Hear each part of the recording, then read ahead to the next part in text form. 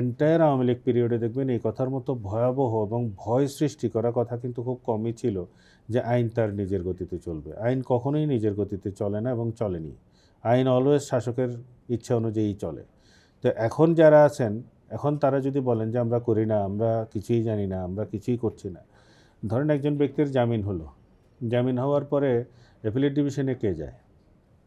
ভুক্তভোগী ধরেন মামলা করলো, তার ব্যক্তিগত গ্রাজ আছে, হাইকোর্ট ডিভিশন পর্যন্ত এসে যদি জামিন হয়, জামিনগুলো অ্যাপিলেট ডিভিশনে নিয়ে যাওয়ার তাগিদ অনুভব করেন হচ্ছে রাষ্ট্র।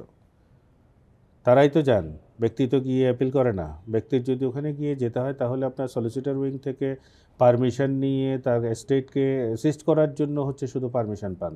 তো সে তো থার্ড পার্টি হিসেবে সরাসরি গিয়ে কারো জামিনের বিরোধিতা করার সুযোগ পান না। তাহলে রাষ্ট্র যায়। রাষ্ট্র যায় মানে কি? তো রাষ্ট্রের আমরা মামলা করছি না, আমাদের এখানে ইন্টারেস্ট নেই বলার কোনো সুযোগ থাকে?